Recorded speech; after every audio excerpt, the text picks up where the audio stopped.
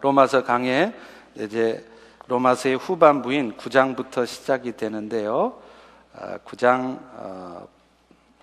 16절부터 13절까지 같이 한번 교독하시도록 하겠습니다.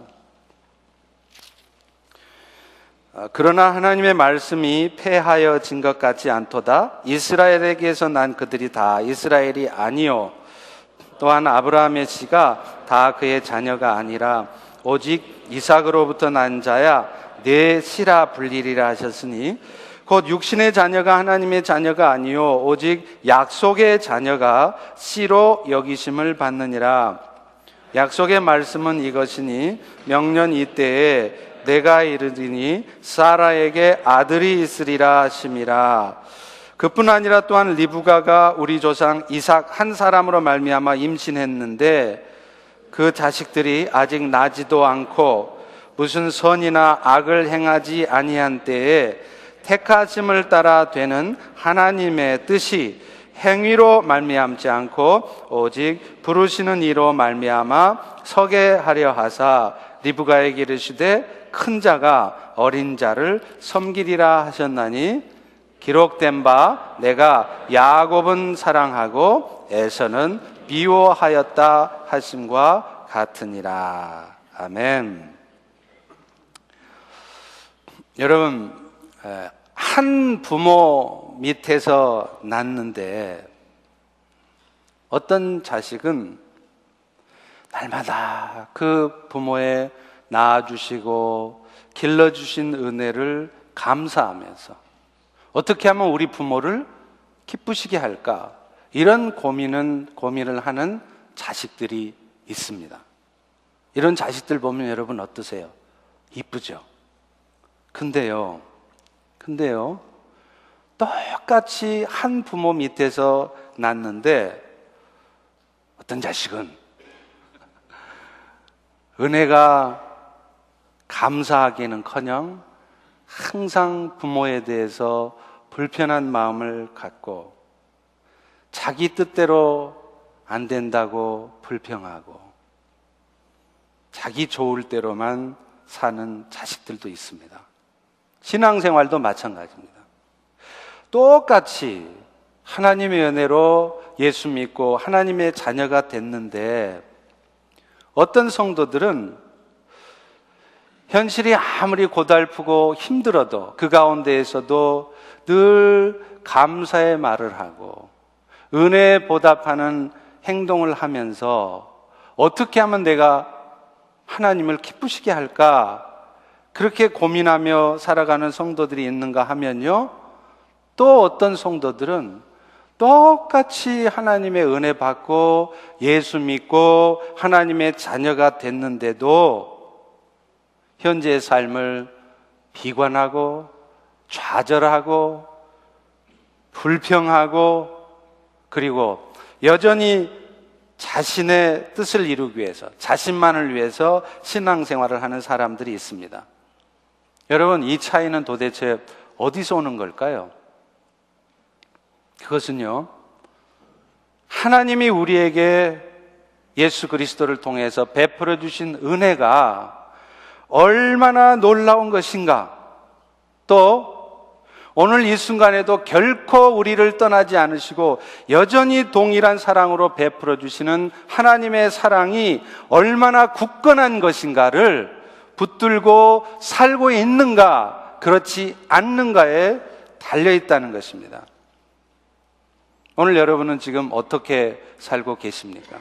그런 의미에서 오늘 우리 성도들이 현재 삶이 어떤 형편이 있을지라도 먼저 감사의 말을 하고 기쁨 가운데 살아갈 수 있기 위해서라도 우리에게 베풀어 주신 하나님의 은혜가 어떤가에 대해서 늘 항상 확인을 해볼 필요가 있습니다. 또 오늘 또 우리 눈에는 뭔가 어설퍼 보이고요, 염려스럽고 잘못될 것 같고 그런 상황 속에서도 하나님이 도대체 어떻게 우리의 삶을 이끌어가고 계시고 있는가를 알 필요가 있는 것입니다. 그래서 사도 바울도요, 복음을 이미 잘 알고 있다고 생각할 수 있는 로마 교인들에게 내가 다시 복음을 전한다고 그렇게 말을 하는 것입니다. 로마서 15장 15절에 보면 그러나 내가 너희로 다시 생각나게 하려고 더욱 담대하게 너희에게 썼노니, 마치 수학을 잘 알고 있는 수학자에게 내가 너에게 1+1은 2라는 것을 내가 알려줄게 라고 말하는 것입니다. 그런데 여러분, 그렇게 하는 이유가 있어요. 왜냐하면 믿음은 내가 의지를 갖고 내가 믿어야지, 내가 믿음으로 살아야지 그래서 생겨지는 것이 아니라 그리스도의 말씀을 자꾸 들을 때 믿음이 생겨지기 때문에 그렇습니다.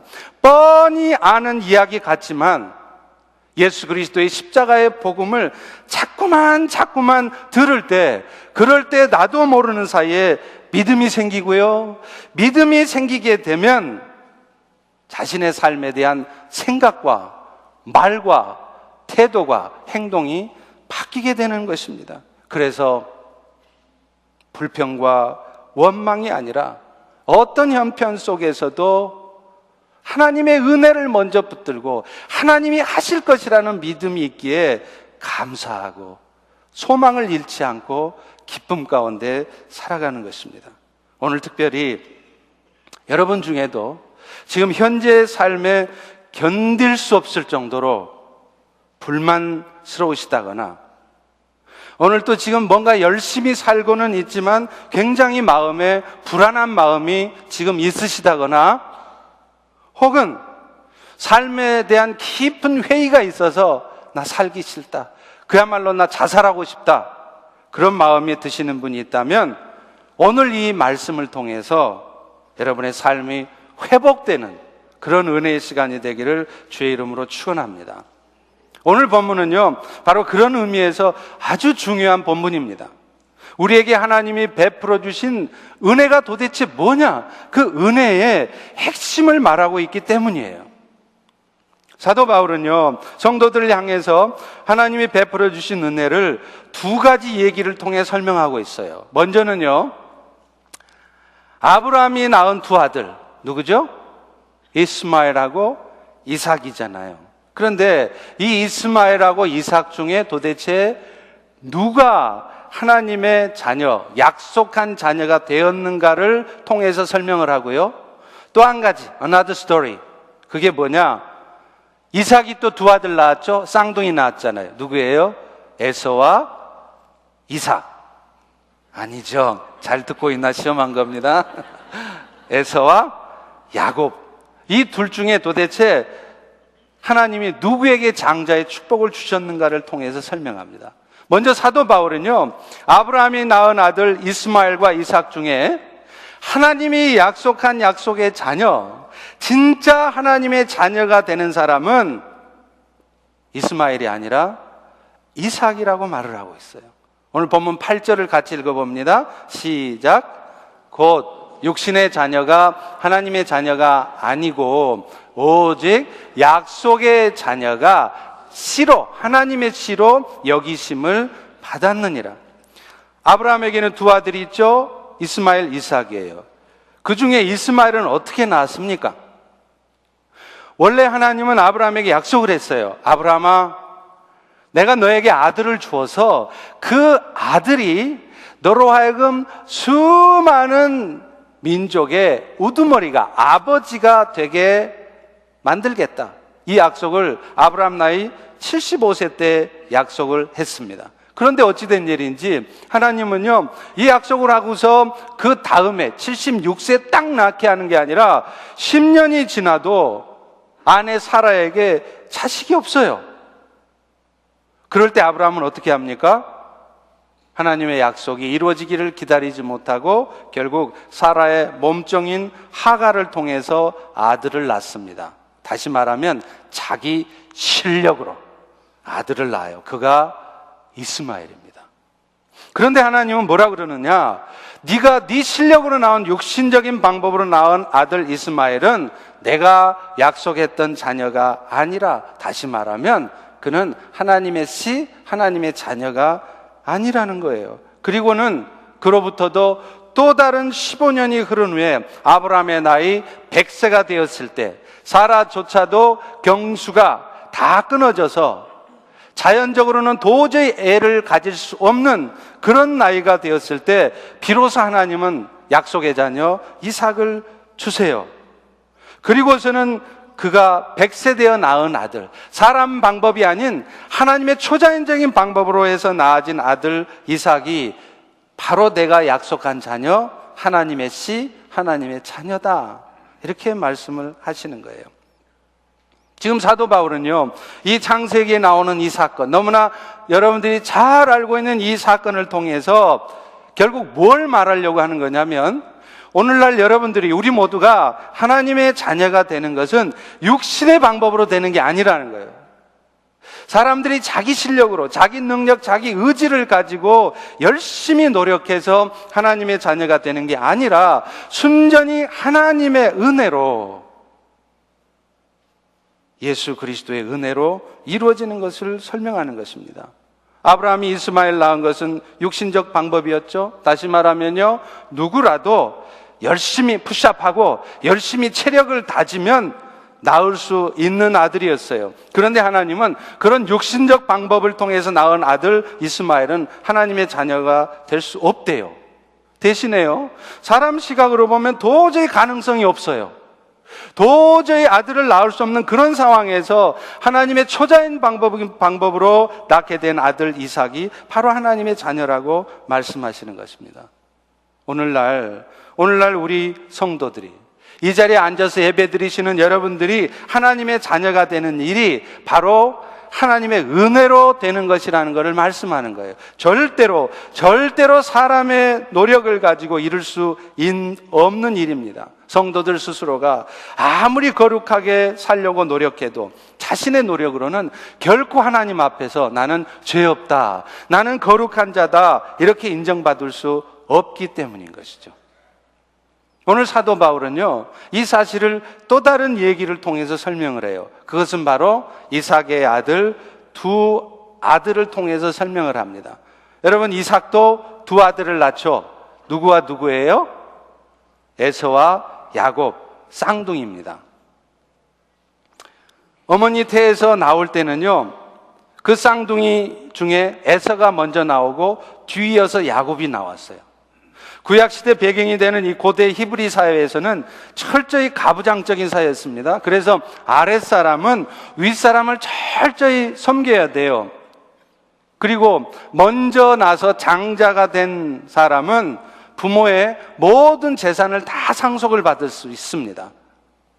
그리고 가족들을 통솔할 수 있는 권한까지 주어진다는 거예요. 엄청난 축복이죠. 그런데 이 축복이 지금 자연적인 탄생으로 보면 당연히 이 축복이 누구에게 주어져야 되느냐? 비록 몇 초 상관이지만, 몇 분 상관이지만 먼저 나온 에서에게 주어져야 된다는 거예요. 그런데 하나님께서는 이 두 아들의 엄마 리브가한테 뭐라고 말씀을 하셨느냐면, 큰 자가 어린 자를 섬기게 될 것이다. 다시 말하면 먼저 나온 에서가 장자가 아니라 뒤에 나온 동생 야곱이 장자가 될 것을 말씀하신 거예요. 그런데 놀라운 것은 이 말씀이 그 에서와 야곱, 그들이 태어나기 전에 말씀했다는 거예요.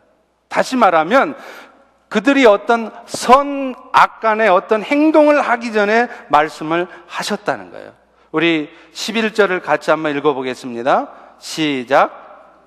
그 자식들이 아직 나지도 않고 무슨 선이나 악을 행하지 아니한 때에 택하심을 따라 되는 하나님의 뜻이 행위로 말미암지 않고 오직 부르시는 이로 말미암아 서게 하려 하사. 하나님은 야곱의 행동을 보고 네가 장자답다, 장자해라, 그게 아니라는 거예요. 그 야곱의 행위와는 아무 상관없이 오직 하나님의 선택에 의해서, 하나님의 주권적인 은혜의 선택에 의해서 그게 되어졌다는 거예요. 여러분, 사실 그들이 태어난 이후에 두 아들의 모습을 보면 야곱보다는요 에서가 훨씬 더 장자답습니다. 창세기 전체에 나타나는 야곱과 에서의 모습을 보면요, 야곱은 어릴 적부터 맨날 엄마 리브가의 치마폭만 붙잡고 다니는, 그래서 집안에서만 맴도는 그런 연약한 아들이었어요. 이에 비해서 에서는요, 성격도 호탕하고요, 겉모습도 아주 사나이다웠어요. 왜냐하면 털이 많았어요. 여러분, 털이 많은 사람들이 왠지 호탕해 보이고 사나이다워 보이지 않습니까? 우리 이정국 집사님 어떻게 해요? 네, 사나이다우시잖아요. 그런데 바로 에서가 그런 사람이었다는 거예요.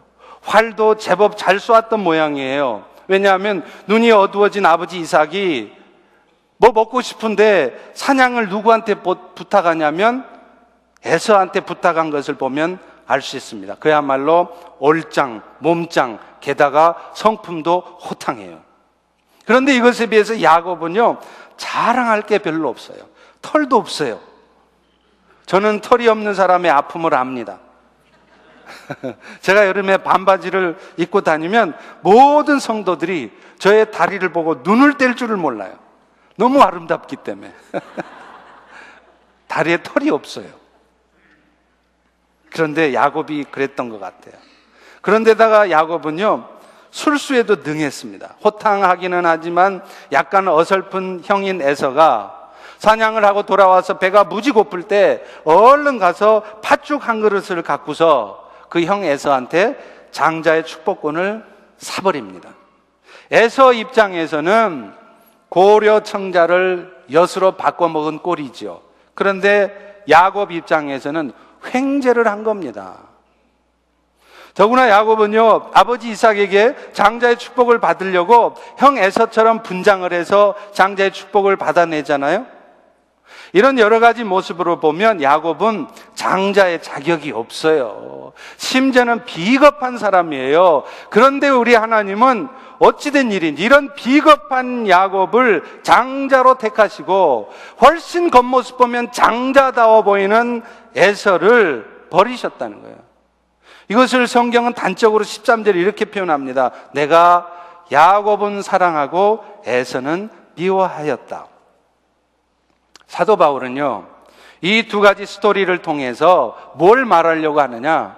그 당시에 하나님 나라 백성이 아니었던, 이스라엘이 아니었던 이방인이었던 로마 교인들뿐만 아니라 이 자리에 앉아있는 오늘 우리 모두에게도 분명하게 말하고 싶은 게 있어요. 그것은 오늘 우리 모두가 하나님의 자녀가 된 것이 우리의 겉모습이나 우리의 어떤 선한 행위 때문에 되어지는 것이 아니라는 것이죠.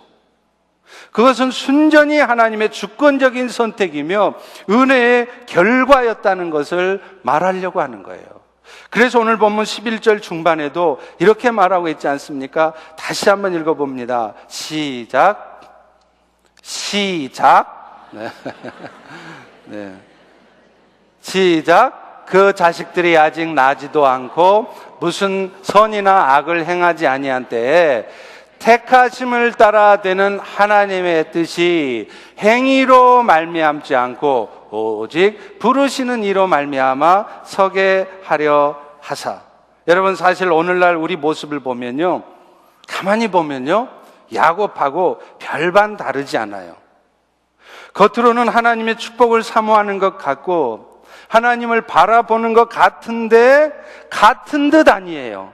여전히 우리 관심은 하나님이 아니라 세상입니다. 우리 마음속을 깊이 들여다보면요, 저나 여러분이나 누구나 할 것 없이 여전히 악한 마음들이 있어요. 누군가 다른 사람이 나보다 더 잘하는 것이 있으면 그것을 진정으로 기뻐하지 않아요. 말은 정말 기쁘다고 말해요. 그런데 사춘이 논을 사도 배가 아픈 거예요. 저도 그렇더라고요. 다 거짓말이에요. 좋은 것이라고 생각되면은요, 야곱처럼 어떤 편법과 불법을 통해서라도 갖고 싶어져요. 물론 우리 그리스도인들이라면 그것을 행동으로까지 옮기지는 잘 안 할 것입니다. 그러나 우리의 마음속에는 순간적으로 이거 눈 한번 딱 감고 한번 해봐, 그래서 한번 챙겨봐, 그런 마음이 있는 거예요. 그리고 내가 챙겨놓은 이거 절대로 안 뺏기고 싶어요. 설사 부모라 할지라도 같은 핏줄을 타고난 형제한테라서도 이거 쉽게 주고 싶지 않습니다. 또요, 자존심 상하는 말을 들으면 절대로 못 참아요. 여러분, 왜 사람들이 시험 드는 줄 아세요? 내가 살아있을 때 시험이 드는 거예요. 내가 죽어 있으면 나는 어차피 아무것도 아니고, 나는 어차피 마른 막대기 같고, 그런 존재라는 것을 인정하고 받아들이고 사는 사람은요, 어떤 말을 들어도 어떤 상황에서도 시험 들 이유가 없습니다. 그런데 시험이 드는 이유는 내가 살아있어요. 내가 높임받고 싶은 자기 의의가 있어요. 그런데 내 뜻대로 되지 않으니까, 남이 인정해 주지 않으니까, 내 마음 건드리는 말을 하니까 상처가 되고 시험이 드는 것입니다. 그리고요, 뻔히 자신 때문에 상대가 아파할 것을 알면서도 어떤 때는요, 참 사람 마음이 묘해요. 상대가 이 말을 들으면 아플 것이라는 것을 알면서도 의도적으로 아픈 말을, 행동을 한다는 것입니다. 그리고 이렇게 의롭지 못한 우리들인데, 우리는 너무나도 안타깝게요, 우리 자신도 모르는 사이에 스스로를 의롭다고 여겨요. 스스로를 의롭다고 여긴다는 것은 나는 의롭다, 나는 의로운 사람이다 말하는 것이 아닙니다. 그런 말은 하지 않아도 자신이 갖고 있는 생각과 다른 생각을 갖는 사람들을 나하고 다른 생각을 갖는 사람이라고 생각하지 않고 틀린 사람이라고 생각하는 것, 이것이 스스로를 의롭다고 생각하는 거예요. 연약해 보이는 사람, 나하고 다른 생각을 갖는 사람들은 쉽게 마음속으로 판단하고 정죄하고 그렇게 살아간다는 거예요. 그런데 왜 이런 일이 있느냐? 너나 할 것 없이 저도 여러분도 우리 안에 모두가 다 죄악된 본성을 갖고 있기 때문에 그래요. 그래서 로마서 3장 9절 10절도 이런 우리의 상태를 정확하게 이렇게 말하고 있습니다. 유태인이든 헬라인이든 다 죄 아래에 있다고 이미 선언하느니라. 이 지구상의 75억의 인구 중에 눈을 씻고 찾아봐도 단 한 명도 의인은 없나니 하나도 없다, 이렇게 말을 하는 거예요. 그런데 하나님은 이런 우리의 악한 모습을 보시지 않는다는 거예요. 이런 악한 본성을 갖고 때로는 악을 범하기도 하는 우리를 긍휼히 여겨주신다는 거예요. 우리의 이런 악한 죄들을 예수 그리스도의 피로 말미암아 용서받게 하신다는 거예요. 당신의 가장 사랑하시는 독생자 아들 예수가 아무 죄도 없으신 모습이지만 십자가에 죽게 하심으로 말미암아 그 예수 때문에 오늘 우리의 모든 죄가 대신 용서받게 하신다는 거예요. 그래서 오늘도 이 죄 많은 우리들이 하나님의 생명으로 살아가게 하시고 결국에는 이 땅의 삶을 마치고 나도 영원히 썩지 않는, 변동치 않는 하나님의 나라를 상속하는 상속자로 살게 해주셨다는 것입니다. 그런데 정말 감사한 것은 이 일이 우리가 원해서 된 게 아니라는 거예요. 우리가 노력해서 이루어진 것도 아니라는 거예요. 오직 하나님의 긍휼이, 하나님의 은혜가 우리로 하여금 하나님의 자녀가 되게 해주셨단 말이에요. 우리 16절을 다 같이 한번 읽어봅니다. 시작. 그런즉 원하는 자로 말미암음도 아니고 다른 박질하는 자로 말미암음도 아니고 오직 그님 하나님의 긍휼로 말미암음이라. 내가 원하고 있기 때문에 된 게 아니래요. 내가 열심히 뛰어서 다른 박질해서 된 게 아니래요. 오직 하나님의 긍휼이 이 일을 이루었다는 것입니다. 그래서 사도 바울도 에베소서 1장 5절에 보면 이 은혜를 이렇게 말합니다. 그분의 기쁘신 뜻대로 우리를 예정하사 예수 그리스도로 말미암아 자기의 아들들이 되게 하셨으니. 여러분, 이 본문이 바로 그 유명한 예정교리의 근거가 되는 본문입니다. 여러분, 그런데요, 우리가 알고 있는 이 예정교리라고 하는 것은 시간의 제약 속에서 살 수밖에 없는 여러분의 이성으로는, 인간의 이성으로는 절대로 이해하기가 쉽지 않습니다. 나는 예정교리가 너무 쉽게 이해되는데 거짓말이에요. 믿음으로 그것을 은혜로 받아들이게 될 뿐이지 이성적인 판단으로는 이게 이해가 안 되는 게 당연한 거예요. 왜냐하면 이 일은 우리처럼 과거, 현재, 미래, 시간의 제약을 받지 않는, 시간이 함께 존재하시는 그런 하나님의 일이시기 때문에 그렇습니다. 따라서 이 예정의 교리는요, 시간적 개념으로 이해할 것이 아니라 하나님의 은혜라는 차원에서 이해를 해야 된다는 거예요. 다시 말하면 우리의 선택이 미리 정해졌다, 이 말은 하나님이 다 정해놨으니까 우리는 아무것도 안 하고 있으면 때 되면 우리 다 구원받고, 내가 전도 안 해도 은혜 받을 놈은 다 은혜 받고 구원받는다, 이 말이 아니라 이 말이에요. 그러면 무슨 말이냐?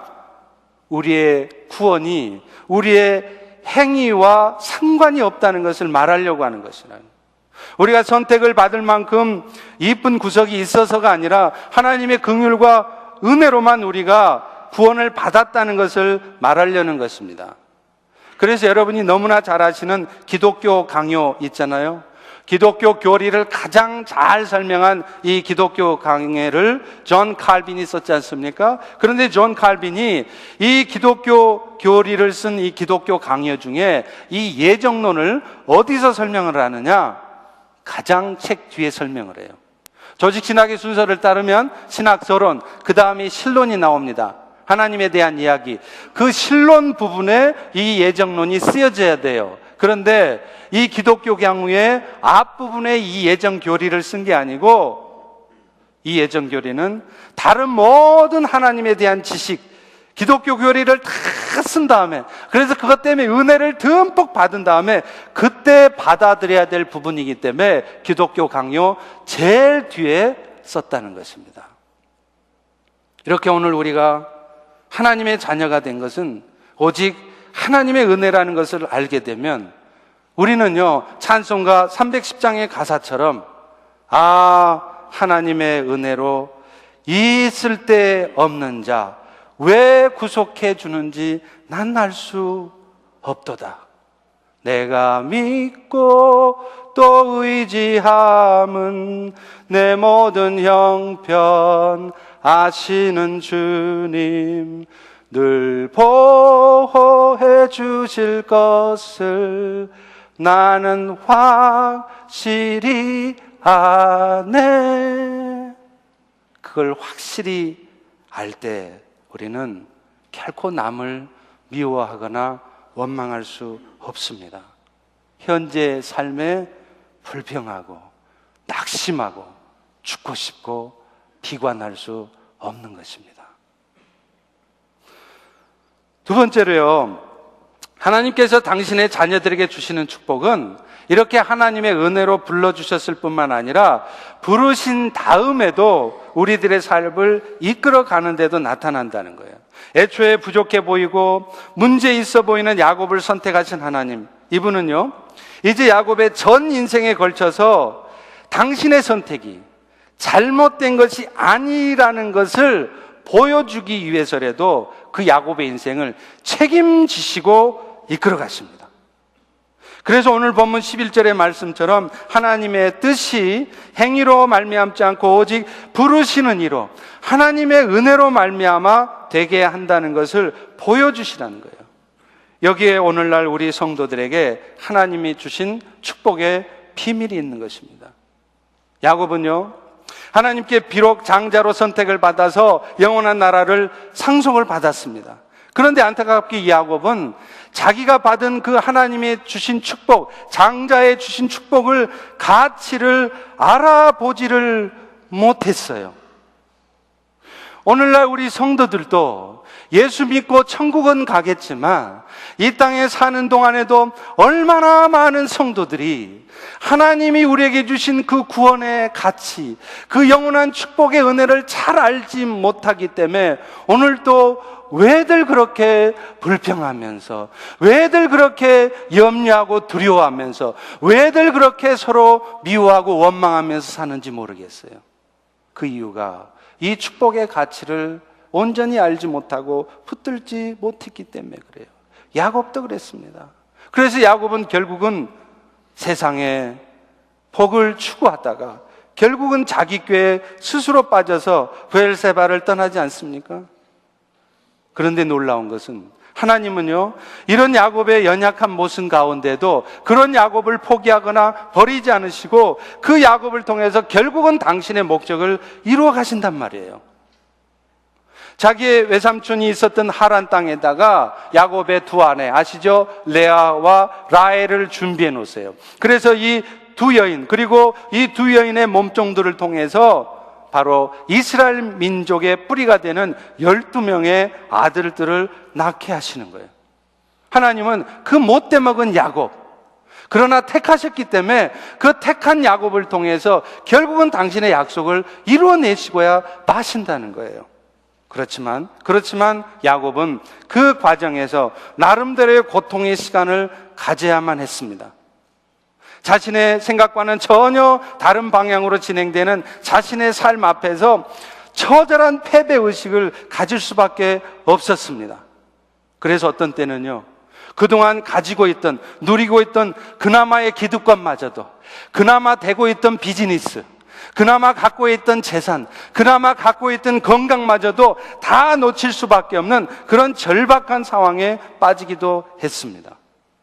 그리고 또 그 과정에서 자신보다 훨씬 더 사기꾼, 더 고단수의 사기꾼이었던 외삼촌 라반 밑에서 20년을 속아서 지내기도 했어야 했다는 거예요. 그러나 이 모든 과정은 결국은 야곱으로 하여금 인간적인 생각 가운데 인생을 살아가면 어떤 결과가 주어지는지를 확인하는 계기가 되었다는 것이에요. 그래서 야곱으로 하여금 늘 남을 탓하고 바깥을 보면서 늘 불평만 하고 살던 야곱이 결국에는 어떤 상황 속에서도, 그 불편한 상황 속에서도 먼저 자기 자신을 돌아보면서 하나님 앞에 낮아진 모습으로, 하나님 앞에 더 겸손한 모습으로 살아가도록 하기 위함이었다는 것입니다.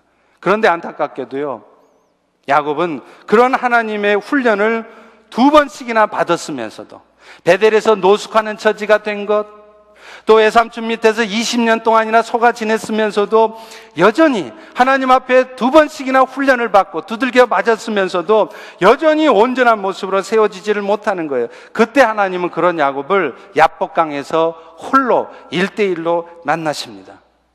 가나안 땅으로 돌아오는 과정에서 가족들도 없고 따르던 종들도 없는, 그래서 오직 하나님과만 1대1로 독대해야 되는 상황으로 이끄셨어요. 그리고 하나님은 그곳에서 밤새도록 야곱하고 영적으로 씨름을 합니다. 야곱아, 네 그렇게 살지 말그래. 그게 내 뜻이 아니야. 너 왜 그렇게 사는 거야? 그런데 야곱은 그 하나님의 음성을 못 들어요. 여전히 탓합니다. 여전히 불평해요. 그럴 때 결국 하나님은 야곱을 치십니다. 왜요? 야곱을 돌이키게 하시기 위해서는 그 허벅지를 치셔야만 돌이킬 수 있었기 때문에 그래요.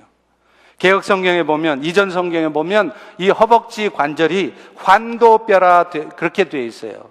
이 환도뼈라는 게 뭐냐면 둥글 환자 칼도자. 그래서 우리 몽고 징기스칸들이 갖고 다니던 칼이 그렇게 둥근 칼 아닙니까? 그 둥근 칼처럼 생긴 뼈, 그게 바로 우리 허벅지 관절이에요. 그런데 이 허벅지 관절이 부러지고 나면 사람은요, 누구나 서 있을 수조차 없어요. 힘을 쓸 수가 없어요. 왜 그랬을까요? 하나님은 참 그렇게 2번씩이나 하나님 앞에 된 소리를 맞고서도 여전히 정신 차리지 못하고 자기 육체를 의지하고 육신의 생각대로만, 육신의 욕심대로만 살아가는 야곱의 환도뼈를 쳐서 더 이상 그가 육체를 의지하지 못하도록 하신 것이었습니다. 야곱은 환도뼈가 부러지고 나서야, 그제서야 자신을 돌아봐요. 그래서 스스로의 욕심에 이끌려왔던 인생, 그 인생이 얼마나 허무한 것이었는가를 확인하게 됩니다. 앞으로의 자신의 인생에는 오직 하나님의 은혜가 아니면, 내가 아무리 세상을 떵떵거리고 살았고 내가 아무리 세상을 향한 지식이 많아도 그런 세상의 지식과 경험을 가지고는 살아갈 수 없다는 것을 분명하게 깨달은 것입니다. 그래서 그는 창세기 32장 26절에 보면 이렇게 고백해요. 야곱이 가로되 당신이 내게 축복하지 아니하면 내가 가게 하지 아니하겠나이다. 환도뼈가 부러지고 더 이상 육체를 의지할 수 없는 그 지경이 되어서야 비로소 야곱은 하나님의 축복을 진정으로 사모하는 자가 된 것이에요. 그 하나님의 축복의 가치를 진정으로 깨달은 자가 된 것이에요. 그때 비로소 하나님은 야곱의 이름을 바꿔주십니다. 여러분, 야곱이라는 이름의 뜻이 뭔지 아세요? 제이캅. 우리 성도들 중에 야곱이라는 이름을 자녀들 이름으로 지어주신 분들이 있더라고요. 조금 생각해 보셔야 돼요. 제이캅이라는 뜻이 뭐냐? 비겁한 자라는 뜻이에요. 발 뒤꿈치를 잡고 나온 자. 쌍둥이로 태어날 적에 형 에서가 먼저 나가니까 지가 장자가 되려고 형 에서의 발 뒤꿈치를 끌어당기던 그런 야곱이었다 이 말이에요. 그런 비겁한 야곱이 이제 브니엘에서 환도뼈가 부러지고 나서 비로소 하나님 앞에 이름을 받습니다. 그 이름이 바로 이스라엘, 하나님의 백성이라는 뜻이에요. 그제서야 하나님의 백성다운 모습이 된 것입니다. 이전에는 어떻게 하면 자기 인생에 어떻게 하면 예수 믿어도 복 좀 얻어볼 수 있을까? 봉사 잘하면, 헌금 잘하면 하나님이 내 비즈니스 좀 축복해 주실라나? 그런 마음으로 세상에 술수까지 마다하지 않았던 야곱. 그래서 형 에서를 속이고 아버지 이삭을 속였던 야곱. 심지어는 하나님이 보내주셨던 또 다른 인생 훈련장이었던 외삼촌 라반과의 관계 속에서도 여전히 그런 세상적인 모습을 버리지 못했던 야곱이 바뀐 것입니다. 야곱의 마음속에는 여호와 하나님보다는 여전히 당장의 현실의 삶이 더 중요해졌어요. 그런데 이런 야곱이 허벅지 관절이 부러지고 나서야, 하나님이 그의 허벅지를 치시고 나서야 비로소 다른 모습을 보여요. 하나님이 약속한 땅 가나안으로 돌아가는 과정에서 형 에서를 만났지만 야곱은 더 이상 형을 원수로 생각하지 않아요. 만나고 싶지 않은, 늘 돌아다니면서 피해 다녔던 대상으로 보지 않는다는 거예요. 창세기 33장 10절에 보면 그는 형 에서를 대면하면서 이렇게 말합니다. 내가 형님의 얼굴을 배운 즉 하나님의 얼굴을 본 것 같습니다. 이전에는 형 에서만 생각하면 분노가 치밀어 올라요. 내가 형 에서 때문에 모든 기득권 다 내려놓고 외삼촌한테 가서 20년 동안이라 썩을 고생했지? 그 왼수 같은 놈, 그 형에서 이빨이 갈아지는 그 행에서 만나고 싶지 않았던, 그래서 피해서 돌아다녔던 에서, 그 에서를 만나서 목을 어금맡기면서 축복합니다. 또 야곱은요, 자신이 지나왔던 모든 상황들이 결국은 하나님의 은혜였다는 것을 고백해요. 하나님이 내게 은혜를 베푸사 내 소유도 조카오니 청하건대 내가 형님께 드리는 예물을 받으소서. 지금 야곱은 이 상황이 환도뼈가 부러진 상황, 이 상황이 하나님의 은혜라고 고백하고 있어요. 여러분, 지금 허벅지 고관절이 부러졌는데, 교통사고 나서 ICU에 입원해 계시는데, 여러분 자식들한테 일이 터졌는데, 이게 다 하나님의 은혜라고 고백할 수 있겠습니까? 지금 야곱은 이 상황에서 이게 하나님의 은혜라고 고백을 한단 말이에요. 심지어는요, 자신의 가진 것이 족하다고까지 고백해요. 사실 지금 야곱의 상황을 보면 그렇게 족하지 않습니다. 적어도 겉으로 보면 형님 에서가 훨씬 더 많은 것을 갖고 있어요. 왜요? 형 에서는 지금 따르는 자 400명을 이끌고 야곱을 만나러 왔잖아요. 그런데 야곱은 자신이 가진 것이 형보다 그렇게 많지 않아요. 그럼에도 불구하고 야곱은 지금 자신이 가진 것이 많다고 고백해요. 이것은 실제로 자신이 가진 것이 많아서가 아니라 자신의 마음속에 하나님의 은혜가 풍성하게 채워져 있으니까 자신이 가진 것이 많지 않은 상황임에도 자기는 많은 것을 가진 것으로 생각하고, 오히려 그래서 자기보다 훨씬 많이 갖고 있는 형 에서한테 자기의 것을 나누어 주고 싶다고 말하는 것입니다. 이후로도 야곱은 역시 녹록지 않는 삶을 살기도 합니다. 아시다시피 창세기 스토리를 보면 자식들 때문에 어려움을 겪기도 해요. 그런데도 야곱은 어려움이 닥칠 때마다 하나님이 야곱에게 경험하게 하셨던 그 은혜들, 그 분이엘에 맞는 아침을 생각하는 거예요. 그래서 오늘 이 순간에도, 이 절망적인 순간에도 여호와 하나님이 나를 지키고 있지, 그 하나님이 오늘 또 내 인생을 붙들고 이끌고 가시지, 그 하나님께서 이 모든 일을 이루시겠지, 그 하나님을 바라볼 때 야곱은 그 어려움을 이겨낼 수 있는 것입니다. 그리고 마침내 자기 나이 130세가 되었을 때 자신의 인생을 정리해야 될 때 어떤 모습을 보입니까? 세상의 왕 바로왕 앞에서도 꿀리지를 않아요. 그 바로왕을 자기하고 겉으로 비교해보면 자기하고는 비교할 수 없는 높은 위치에 있는 바로왕을 여호와의 이름으로 축복을 합니다. 왜 그래요? 자신의 인생 전체를 통해서 가장 중요한 것은 세상의 뭔가가 아니라, 자신이 가지고 있는 뭔가가 아니라, 자신이 누리고 있는 세상의 지위나 축복이 아니라 하나님의 축복이며 그것이 자신의 삶의 전부라는 것을 알고 있었기 때문입니다. 여러분, 이것이 바로 야곱의 인생 가운데 주셨던 하나님의 축복이에요. 뭔가가 잘 되고 좋은 일만 생기는 것이 하나님의 축복이 아니라, 오늘 여러분의 인생에도 뭔가 부족하고 가진 것 없어도 하나님의 자녀 삼아 주셔서 영원한 생명을 주셨고, 오늘 또 사는 동안에도 끊임없이 하나님의 축복받은 자로 결국은 세우시고야 말 그 하나님의 축복, 이것이 바로 야곱이 받은 진정한 축복인 것입니다. 사랑하는 성도 여러분, 오늘 우리에게도 야곱처럼 하나님의 자녀로 선택된 이후에도 여전히 인생길이 펼치 않는 일이 있어요. 그러시죠? 제가 알고 있는 성도들이 있습니다. 지금도 정말 편치 않고 고통스러운 일 가운데 신음하고 있는 분이 계세요. 지금도 그 상황이 개선되지 않고 여전히 눈물 뿌리고 하나님 앞에 기도하는 분들이 계세요. 그러나 이 모든 것이 바로 하나님께서 야곱에게 주신 축복의 한 단면입니다.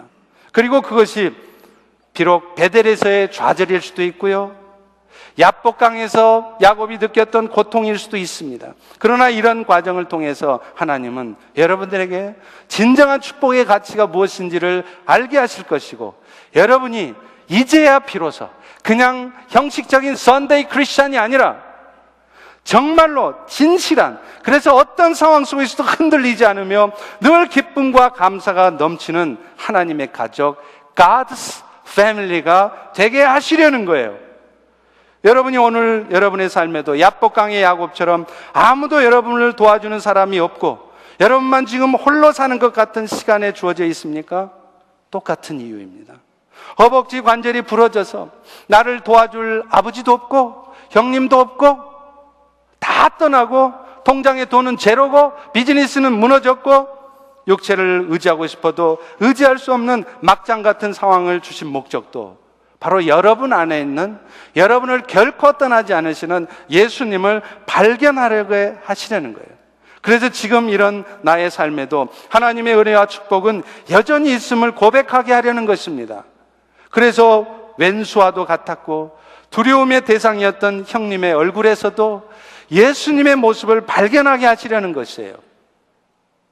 그리고 나는 풍족하니까 얼마든지 내 것을 가져가라고 기꺼이 내 삶을 희생할 수 있게 하려는 것입니다. 이런 야곱의 축복이 우리에게 있는 한 지금 나의 가진 모든 것, 그것이 여러분의 생명이든 여러분의 직장이든 여러분의 부동산이든 여러분의 모든 것을 빼앗아 갈지라도 여러분 안에는 예수님이 계시다는 것을 붙들므로 우리는 괜찮다라고 말할 수 있어야 되는 것입니다. 오늘 나그네 인생을 살아가면서 아웅다웅 내 것 챙기고 악착같이 살아봐야, 여러분 제가 결론을 말씀드릴게요. 여러분 인생의 결론은 허탈한 마음밖에 안 듭니다. 인생 헛다라 살았다는 생각밖에 안 들게 되어 있어요. 결국에는 뭔가 챙겼다 싶은 생각이 안 들어요. 오히려 그 과정에서도 언젠가는, 여러분 인생에도 언젠가는 베델에서의 야곱처럼 그동안 화려하게 살았던 그 모든 삶을 뒤로 하고 모든 것을 다 내려놓을 수밖에 없는 빈손진 상황이 여러분 인생에도 돌아올 수 있다는 것을 기억하셔야 됩니다. 진정한 승리는 내가 상대를 억지로 굴복시키는 것이 아니라 상대가 내 앞에 무릎 꿇게 만드는 것입니다. 그 삶에는 어떤 때 오느냐? 내 삶에는 오직 지금 이 순간에도 야곱의 축복이 있다는 것을 붙들고 나는 괜찮다라고 생각하고 나는 괜찮다라고 말할 때 찾아오는 것입니다. 내 안에 지금도 예수 사심을 고백하면서 예수가 사시지, 그 예수가 나의 어떤 연약한 부족함에도 불구하고 나를 지키시지, 그 예수가 나의 연약함에도 불구하고 하나님의 뜻을 이루시겠지, 그분이 하시겠지, 이 고백을 하고 살아갈 때 우리의 삶에도 그런 은혜의 축복이 누려지고 임하는 것입니다. 한낱 촌부에 불과해 보였던 야곱이 감히 당시 최대의 권력자였던 바로왕 앞에서도 꿀리지 않고, 여러분 같으면 오바마 왕 앞에, 아니 오바마 대통령 앞에 안 꿀리겠어요? 박근혜 대통령 만난다 그러면 여러분 긴장 안 되겠어요? 근데 야곱은 하나도 긴장이 안 돼요. 왜요? 여호와께서 나와 함께 하심을 믿기 때문에 그래요. 그래서 세상의 왕 앞에서도 오히려 꿀리지 않고 여호와 이름으로 축복하는 것입니다. 이것이 진정한 승리자의 모습입니다. 하나님의 축복을 받고 있는 대장부의 모습이에요. 그래서 사도 바울도 서신서의 여러 곳에서 너희가 대장부같이 강건하라 그렇게 말해요. 어떻게 사는 게 강건하게 사는 것입니까? 이 대장부라는 말이 일본말로 하면 다이조부라고 말씀드렸죠. 근데 이 다이조부데스라는 말이 일본말로 하면 뭐라고요? 괜찮습니다. 이 말이란 말이에요. 다시 말하면 대장부로 산다는 것은 어떤 상황 속에서도 나와 함께 하시는 예수 때문에, 내 안에 지금도 예수가 사시기 때문에 그 예수를 바라보고 나는 괜찮습니다. 네가 걱정이지 나는 괜찮다. 왜냐하면 나에게는 야곱이 축복이 있으니까 이렇게 말하는 것입니다. 우리도 다 같이 한번 해볼까요? 다이조부 데스, 이렇게 말하는 거예요. 일본 선교 이 한마디만 하면 끝입니다. 일본만 배울 거 없어요. 오늘도 우리 안에 살아계신 예수만 바라보면 우리는 괜찮습니다, 이 말을 할 수 있게 돼요. 그럴 때 여러분의 삶에도 야곱의 축복이 회복되어지고 보여지고 누려지게 될 것입니다. 이 은혜가 우리 모두에게 있기를 축원합니다. 우리 다 일어나셔서 이제 야곱의 축복 같이 찬양하겠습니다.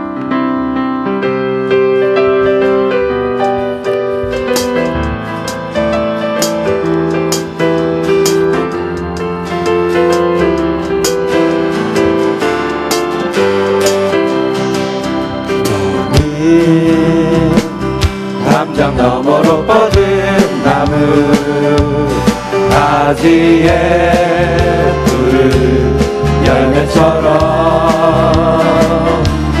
하나님의 귀한 축복이 삶에, 여러분의 삶에 하나님의 축복이 넘칠 것입니다. 넘쳐날 거야. 그러므로 여러분은 어떤 시련이 와도,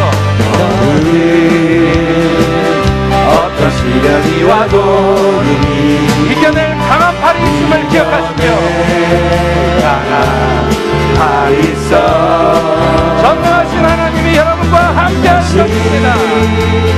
하나님께서 너와 언제나 함께 하시니 옆에 있는 분들을 축복하십니다. 너는 하나님의 사랑, 아름다운 하나님의 사랑. 난 너를 위해 기도하며 내 길을 축복할 거야. 너는 하나님의 선물, 사랑스러운 하나님의 열매, 주의 품에 꼭 피운 나무가 되어도. 다시 한번, 너는 담장 너머로 뻗은 나무, 담장 너머로 뻗은 나무 가지에 푸른 열매처럼 하나님의 귀한 축복이 삶에 가득히 넘쳐날 거야. 아멘. 어떤 시련이 와도 이길 수 있습니다. 왜요? 우리에겐 강한 팔이 있어요. 강한 팔이 있어. 나는 할 수 없지만 전능하신 하나님이 하십니다. 하나님께서 너와 함께 하시니 그러므로 우리는 기도해 줄 수 있습니다. 너는 하나님의 사랑 옆에 분들을 축복하십니다. 하나님의 사랑 난 널 위해 기도하며 내 길을 축복할 거야. 너는 하나님의 선물 사랑스러운 하나님의 열매 주의 품에 꼭 피운 나무가 되어줘. 너는 하나님의 사랑, 너는 하나님의 사랑 아름다운 하나님의 사랑 나는 널 위해 기도하며 내 길을 축복할 거야. 너는 하나님의 선물 사랑스러운 하나님의 열매 기도해 줄 수 있습니다. 원수를 축복할 수 있습니다. 나무가 되어줘. 주의 품에 꽃 피운 나무가 되어주쇼. 할렐루야, 할렐루야. 이 시간 우리 한번 기도하겠습니다. 여러분, 이 은혜가 있는데 우리는 무엇에서 은혜를 찾으시나요?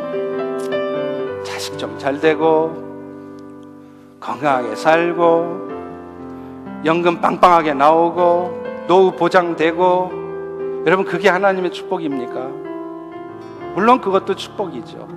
근데 진짜 축복은 세상의 어떤 물질을 통해 어떤 노력과 의지를 통해서도 누릴 수 없는 그 영원한 나라를 하나님의 은혜로 베풀어 주신 것입니다.